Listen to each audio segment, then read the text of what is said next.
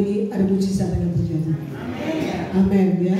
Darah Yesus, darah yang sangat berkuasa itu akan melakukan ketika kita ada di dalam hadirat Tuhan, segala sesuatu pasti terjadi. Apa saja yang menjadi doa dan pergumulan Bapak Ibu pada saat malam hari ini, percayalah ketika kita ada dalam hadirat Tuhan, ada pemulihan, ada kelepasan dari segala ikatan apapun, ada kesembuhan, segala sesuatu yang Bapak Ibu perlukan ada pada malam hari ini. Amin. Puji Tuhan. Selamat sore, salam sejahtera bagi kita semuanya malam hari ini. Bapak Ibu Saudara sekalian, mari kita buka sama-sama dalam Ibrani pasal yang ke-10 ayat yang ke-19 dan 20. Kuasa darah Yesus, kita akan melihat kuasa darah Yesus ini akan mengingatkan kita. Biarlah kita tahu bahwa darah Yesus itu sangat berkuasa. Ibrani 10 ayat 19 dan 20.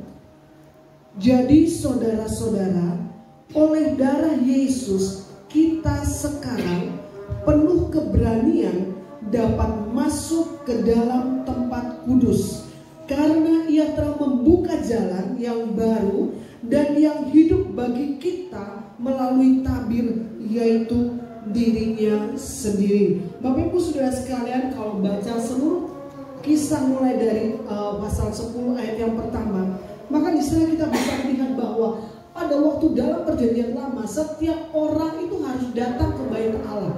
Mereka dalam setiap tahun mereka harus datang kepada Tuhan, ke dalam bait Allah. Ketika mereka pergi ke rumah Tuhan, mereka tidak boleh datang dengan tangan kosong. Harus ada persembahan yang dibawa, harus ada korban yang dibawa. Salah satu korban yang harus diberikan atau dibawa adalah korban penebus salah.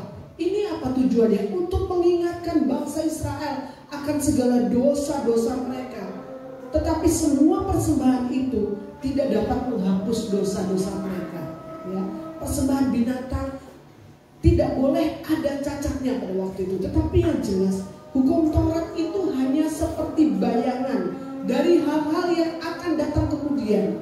Dikatakan bahwa melalui Kristus ada jalan masuk, dibuatnya jalan masuk ketika Yesus mati dan bangkit, membuat kita bisa masuk ke dalam tempat yang kudus. Ya. Kalau zaman dulu, zaman Taurat, orang tidak boleh langsung datang mempersembahkan korban masuk ke dalam bait Allah, dalam tempat kudus, tidak boleh. Hanya imam-imam saja. Tetapi dengan kematian Yesus, dengan korban Yesus di kayu salib, maka tidak perlu lagi perantara imam-imam. Itu sudah dibukakan, tirai itu sudah dirobek. Jadi tidak perlu lagi melalui imam. Setiap orang dapat langsung datang kepada Tuhan. Dalam Ibrani ini mengingatkan bahwa ada waktu itu ada orang-orang yang ragu tentang pengorbanan Yesus. Tetapi ditegaskan bahwa apa yang ada di dalam Taurat itu adalah menuju atau menggambarkan apa yang akan Yesus lakukan. Oleh karena itu ketika Yesus lahir, maka seluruh hukum Taurat sudah digenapkan oleh Yesus. Karena tidak ada seorang pun yang dapat menebus dirinya sendiri, menebus dosanya sendiri, tidak ada. Karena semua orang telah berdosa. Hanya satu pribadi, yaitu Yesus, yang bisa membayar semua dosa-dosa. Karena dia tidak berdosa. Walaupun dia manusia, tapi dia tidak berdosa. Bapak Ibu Saudara sekalian, Allah merindukan kita memiliki kehidupan yang lebih baik. Sementara dunia ini beserta segala sistemnya tidak pernah memberikan kehidupan yang baik. Karena itu kita jangan pernah menunggu untuk dunia memberikan sesuatu atau kehidupan yang baik bagi kita. Tidak akan pernah kita dapatkan. Hidup yang baik itu bukan selalu bicara mengenai materi, bukan bicara mengenai hal-hal yang ada di dunia ini yang kita dapat, kekuasaan yang kita dapat. Itu bukan kehidupan yang benar yang Tuhan inginkan.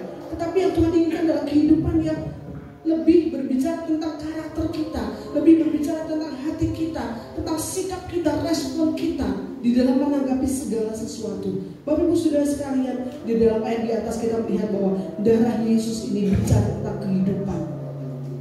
Tuhan Yesus memberikan kepada kita kehidupan.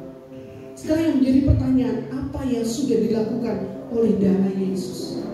Kita akan melihat yang pertama, darah Yesus membawa pengampunan dosa. Kalau kita lihat dalam Ibrani pasal 9 ayat yang ke-22, Ibrani 9 ayat yang ke-22, di sana dikatakan, dan hampir segala sesuatu disucikan menurut hukum Taurat dengan darah, dan tanpa penumpahan darah tidak ada pengampunan. Jadi tanpa penumpahan darah. Dan darah siapa yang menjadi pertanyaan? Apakah darah manusia? Tidak. Tapi darah Yesus. Kalau tidak ada penumpahan atau tidak ada darah Yesus yang tercurah, maka sekali lagi tidak ada pengampunan dosa. Ya. Kalau ada slogan di PMI ya, tadi saya donor darah. Kan selalu kalau di PMI ada setetes darah Anda nyawa bagi sesama. Ya.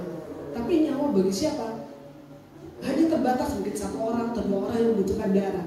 Tetapi kita melihat darah Tuhan Yesus mengampuni segala dosa dan kesalahan semua manusia yang mau percaya kepada Dia. Amin. Jadi dosa kita sudah dihapuskan. Pujian tadi katakan bahwa Tuhan sudah melayakkan kita. Karena apa? Apa karena kita baik? Tidak. Kita semua termasuk saya tidak ada yang baik. Tetapi kalau kita bisa baik melakukan yang benar, itu adalah karena apa? Karena darah Yesus yang sudah dicurahkan menebus segala dosa dan kesalahan kita. Amin. Berikan untuk kita bersyukur, memiliki Allah yang luar biasa. Kita memiliki Yesus yang luar biasa, yang darahnya sangat berkuasa. Darah kita manusia hanya sebatas ya bisa menolong sesama. Kalau tadi saya ketemu dengan seorang ibu muda yang katakan, ini saya yang ke-16 kali baru berhasil donor. Jadi selama ini dia gagal, tapi dia semangat terus. Dia katakan, saya semangat terus, saya mau coba terus. Dan dia nggak bilang puji Tuhan, saya buat. Saya bisa hari ini saya bisa donor darah. Karena saya mikir, kapan ya saya bisa membalas budi? Dia katakan. Saya katakan, kenapa? Iya, saya pernah sakit DB dan akhirnya ditransfusi darah. Kemudian saya juga pernah kecelakaan dan saya juga dapat transfusi darah dari orang lain. Jadi saya ingin membalas kebaikan mungkin dari orang itu, tapi orang-orang yang mau memberikan darahnya untuk saya. Jadi Bapak Ibu Saudara sekalian, tapi semuanya itu terbatas. Kalau kita baca di dalam 1 Yohanes 1 ayat yang ke-7, 1 Yohanes 1 ayat ke-7 dikatakan, tetapi jika kita hidup di dalam terang sama seperti Dia ada di dalam terang, maka kita beroleh persekutuan seorang dengan yang lain. Dan darah Yesus anaknya itu menyucikan kita daripada segala dosa kita. Puji Tuhan ya. Jadi bayangkan darah Yesus itu bukan seperti darah kita manusia yang terbatas bisa menolong hanya beberapa orang. Tetapi darah Yesus dikatakan menyucikan segala dosa-dosa kita. Bukan satu orang tapi seluruh dunia ini. Kalau mereka percaya kepada Yesus, darah Yesus menyucikan segala dosa mereka. Yang kedua, darah Yesus sangat berharga yang tidak mungkin bercacat adalah darah perjanjian baru. Ya. Di dalam Wahyu pasal yang ke-12 ayat yang ke-10, Wahyu 12 ayat yang ke-10, Wahyu 12 ayat 11 maksud saya, dikatakan seperti ini.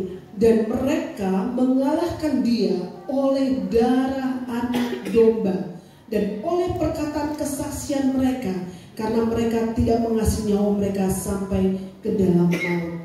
Jadi korban Yesus, darah Yesus adalah darah yang tidak bercacat, darah yang sempurna. Semua darah korban perjanjian sebelumnya itu, dalam Taurat itu sebelumnya itu semuanya menunjuk kepada darah Yesus. Oleh karena itu pada zaman Taurat, korban yang dipersembahkan tidak boleh ada cacatnya. Cacat sedikit aja batal, jadi nggak layak. Jadi benar-benar harus sempurna, tidak bercacat. Tapi darah Yesus menggenapi dan mengakhiri semua korban darah binatang. Darah Yesus adalah darah perjanjian kekal yang bukan saja dinikmati oleh kita saat ini, tapi dapat memimpin kita sampai di dalam kekekalan. Dan tidak ada yang bisa menggugat, tidak ada yang bisa menggugat. Dan darah Yesus yang mengalir mulai dari Yesus kita ingat ketika Yesus berdoa di Taman Getsemani, apa Yesus katakan? Kalau boleh Bapa, cawan ini lalu. Karena begitu dia merasa tertekan sebagai manusia, Dia bayangkan dia harus menanggung dosa kita, dosa saya dan dosa seluruh dunia ini. Ketika dia berdoa, Bapa, kalau boleh biarlah cawan ini lalu, tapi di atas semuanya dikatakan bukan kehendakku tapi kehendakmu. Jadi pada saat dia berdoa dengan sungguh-sungguh, Alkitab mencatat keringatnya menetes seperti titik-titik darah. Secara medis dikatakan benar, orang kalau dalam tingkat stres yang tinggi itu bisa keringatnya itu bisa pembuluh darah bisa pecah. Jadi ini yang dialami oleh Yesus. Jadi mulai dari peristiwa Getsemani sampai di penyalipan, sampai dia mengakhiri, dia katakan sudah selesai, dan darah itulah yang sudah menebus kita semuanya, sehingga kita tidak dituduh lagi. Iblis tidak bisa menuduh kita. Karena apa? Ada darah Yesus yang menutupi kita. Jadi kita bersyukur. Oleh karena itu kita juga punya kuasa. Semua musuh sudah dikalahkan ketika Yesus mati dan bangkit lagi. Jadi kita bukan orang-orang yang kalah. Kita adalah orang-orang yang menang. Kenapa? Darah Yesus. Ya, darah Yesus. Jadi jangan mau dituduh. Iblis mungkin menuduh, kamu sudah berdosa, kamu sudah berbuat ini dan itu. Jangan dengarkan itu. Karena darah Yesus sudah menghapus semua dosa-dosa kita. Yang ketiga, darah Yesus tercurah bagi kita supaya kita mengalami keberanian penuh untuk masuk ke dalam tempat kudus. Dengan kata lain, ia memberikan akses atau jalan ya, untuk kita masuk ke dalam hadirat Tuhan. Dia mau kita masuk ke dalam hadirat Tuhan melalui apa? Pengorbanannya. Jadi darah Yesus itu yang membuat kita bisa masuk, seperti tadi ya, tirai bait suci sudah diserobek sehingga kita dapat melihat ke dalam, kita dapat masuk ke dalam hadirat Tuhan. Karena itu Bapak Ibu Saudara sekalian, percayalah, tidak ada jalan buntu di dalam Tuhan. Tuhan punya banyak cara untuk menolong kita. Darah Yesus, kita juga diingatkan bahwa darah Yesus sudah memberikan kita kehidupan. Jika kita tidak mengejar kehidupan yang serupa dengan Yesus, agaknya seperti sia-sialah ibadah kita. Kita dilihat orang bukan karena hanya atribut keagamaan kita, Kristen, pakai salib, terus kalau ke gereja pakai baju yang bagus, bawa Alkitab.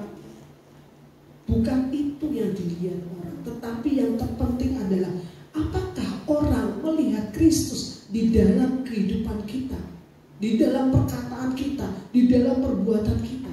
Apakah orang lain melihat? Apakah ada perbedaan pola hidup kita anak Tuhan yang percaya kepada Tuhan dengan orang yang tidak mengenal Tuhan? Apakah gaya hidupnya sama atau tidak?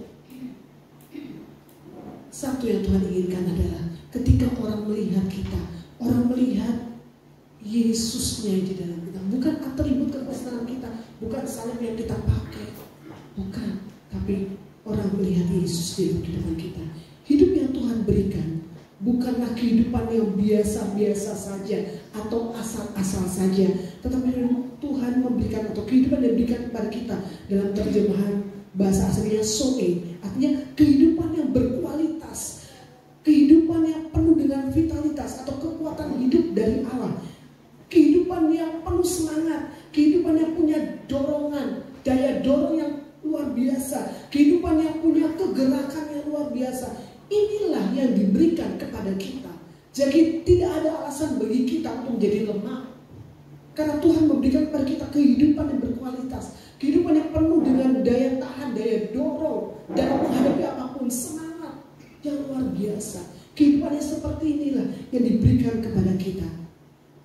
Jadi ketika kita hidup dalam Tuhan, mari, ketika kita terus ada di dalam hadirat Tuhan, maka pasti ada semangat selalu, ada kehidupan yang penuh dengan dengan hal-hal yang baru yang dapat kita nikmati dengan Tuhan, pengalaman-pengalaman baru, ada kegerakan-kegerakan yang baru. Ini yang Tuhan inginkan. Kalau kita bicara mengenai berada di tempat yang kudus, kita tidak boleh menjadi sombong ya. Ketika mungkin Tuhan kita ada di dalam hadirat Tuhan, kita boleh menikmati semuanya yang ada di dalam Tuhan, itu juga diberikan kepada kita. Dan ketika kita ada dalam hadirat Tuhan, jangan pernah sombong. Karena apa? bukan karena kebaikan kita.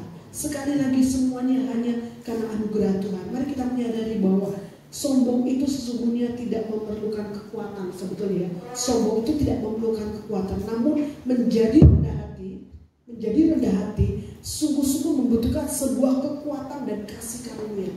Karena pada dasarnya manusia itu ingin dipuji, betul? Ingin semuanya itu untuk diri sendiri. Ini adalah naturnya manusia.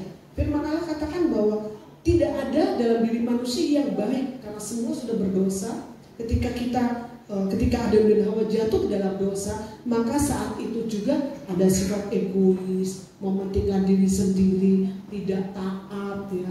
Pokoknya maunya enak sendiri. Apa yang saya mau itu yang saya kerjakan. Ketika hidup dalam dosa, tetapi ketika hidup dalam hadirat Tuhan, seharusnya itu semua tidak ada. Jadi ketika kita masuk di dalam hadirat Tuhan, maka ada kerendahan hati akan keluar dengan sendirinya. Karena itu orang yang rendah hati itu adalah orang yang kuat. Dan kekristenan adalah kekuatan yang dari dalam, bukan dari luar. Jadi kekristenan kita semua adalah kekuatan kita itu dari dalam. Seperti karakter, itu bukan dari luar. Karakter dibentuk bukan dari luar. Bukan dari hal-hal materi yang ada sehingga membentuk karakter kita menjadi orang yang seperti Yesus. Tidak, semuanya tidak ada. Tetapi dari dalamnya itu apa? Karena kalau kita menyadari karya Kristus di atas salib, maka sebagai ucapan syukur kita dengan sendirinya, ya, nggak usah disuruh, dengan sendirinya. Kalau kita mau, ya, sekali lagi ya, kan kecenderungan kita adalah manusia melakukan apa yang baik buat dirinya sendiri. Kecenderungan manusia adalah mereka mau dipuji, ya kan? Itu kecenderungan manusia. Tetapi ketika kita mau menundukkan diri kita di bawah Kristus, maka dengan sendirinya apa yang ada dalam Kristus itu yang ada di hati kita. Kan firman Allah katakan bahwa roh yang di dalam kamu itu lebih besar daripada roh yang ada di dalam dunia ini. Jadi ketika ada roh Tuhan di dalam diri kita, maka dengan sendirinya apa yang keluar dalam diri kita juga apa yang ada di dalam Tuhan gitu. Tapi kalau kita isi hati kita dengan roh yang lain, bukan yang dari Tuhan, maka dengan sendirinya yang keluar juga roh yang lain yang bukan dari Tuhan. Oleh karena itu seringkali kenapa kita lihat orang namanya Kristen, tetapi ada di mana mereka? Ada di penjara, melakukan kejahatan karena hanya atribut, hanya simbol aku Kristen, tapi tidak menghidupi kekristenan itu, di mana Yesuslah yang ada di dalam diri. Ini yang penting, ya, Bapak sudah sekalian. Jadi kekuatan kita itu dari dalam keluar. Jadi ketika kita ada dalam hadirat Tuhan, maka kita akan menyerap semua apa yang ada di dalam Tuhan itu akan kita keluarkan. Mari ikutilah teladan Tuhan Yesus yang meskipun ya Tuhan Yesus disiksa, dihina, bahkan diludahi. Tapi apa yang Tuhan lakukan? Apa Tuhan balas? Apa Tuhan memaki-maki? Tuhan mengutuki? Tidak, ya. Tidak. Jadi Bapak Ibu Saudara sekalian, mari kita mengikuti teladannya. Tuhan Yesus kita menjalaninya dengan kasih-Nya yang tertuju kepada kita. Semuanya karena Tuhan mengasihi kita. Jadi di mata Tuhan ada kita. Jadi Dia mau meskipun Dia dihina, Dia disiksa, Dia dimaki-maki, dilucuti jubahnya, ya. Dia tidak mau membalas karena Dia ingat kita ini harus diselamatkan karena kasih-Nya kepada kita. Oleh karena itu Dia mau kasih-Nya, kuasanya tidak pernah menghancurkan, tetapi selalu membangun. Kalau manusia seringkali menghancurkan kita, menghancurkan karakter kita dengan segala tuduhan dan segala macam, tapi Tuhan Yesus tidak pernah menghancurkan kita. Kasih-Nya selalu membangun kita, selalu menolong kita. Tempat kudus adalah tempat sakral pada waktu itu, yang adalah tempat di mana iblis tidak bisa main-main dengan. Ketika kita ada di dalam hadirat Tuhan, iblis tidak dapat menjangkau kita. Iblis tidak dapat mengganggu kita kalau kita ada di dalam hadirat Tuhan. Oleh karena itu Bapak Ibu Saudara sekalian, teruslah tinggal di dalam hadirat Tuhan. Dalam hadirat Tuhan ada perlindungan, ada kecukupan, ada semua apapun yang kita perlukan, ada kekuatan, ada kesegaran di dalam hadirat Tuhan. Oleh karena itu tidak perlu kita takut. Apa yang kita takutkan, apa yang kita khawatirkan apabila kita sungguh-sungguh hidup benar serta intim dengan Tuhan, bersama Tuhan, di dalam hadirat Tuhan, maka segala sesuatu dapat kita dapatkan ketika kita ada di dalam hadirat Tuhan. 1 Timotius 6 ayat 16. 1 Timotius 6 ayat 16 dikatakan,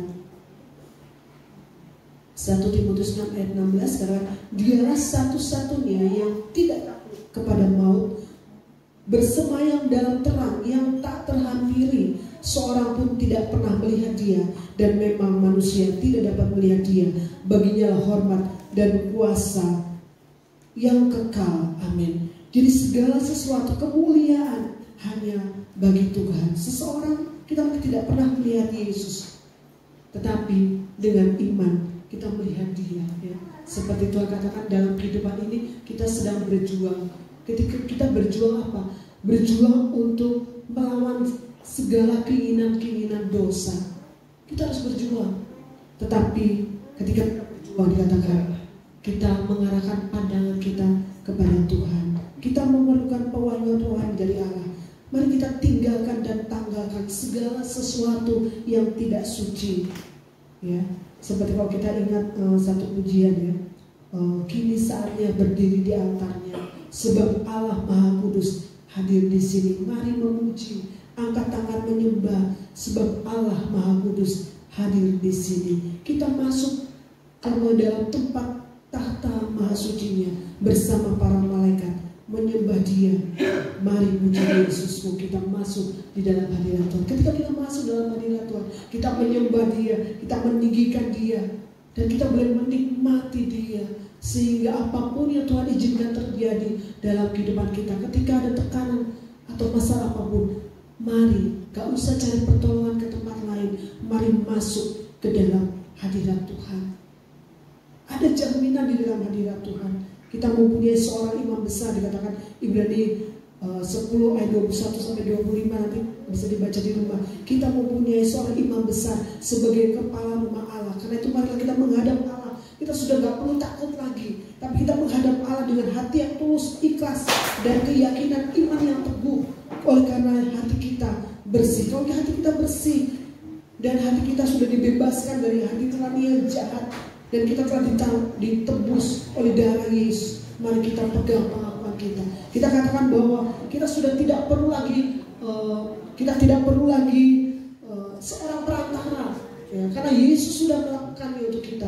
Bukan berarti kita tidak boleh minta pendeta untuk mendoakan kita, hamba Tuhan mendoakan kita, boleh minta, tetapi kita bersyukur, gak usah lewat pendeta, kita pun bisa langsung berseru kepada Tuhan. Ketika kita berseru, Tuhan dengar dan Tuhan hadir. Amin. Jadi kita sudah dewasa, jadi gak perlu segala sesuatu doa pendeta. Bukan berarti pendetanya gak mau dimintai doa, mau, tapi kan enaknya langsung. Kita sudah dapat akses langsung kok. Kita gak perlu perantara lagi, gak perlu ada imam besar. Kita langsung saja. Ketika kita langsung berseru kepada Tuhan, kita punya pengalaman dengan Tuhan. Oh iya ya, benar, Tuhan itu luar biasa, Tuhan itu bisa diandalkan. Kalau saya berbicara dengan Ibu Arin, saya bilang, dia kata, oh, Tuhan itu luar biasa, mujizat itu terjadi luar biasa dalam kehidupan saya. Jadi Ibu Arin mengalami bagaimana Tuhan itu luar biasa di dalam kehidupannya. Dia punya pengalaman, dan pengalaman itu membuat dia semakin kuat di dalam Tuhan.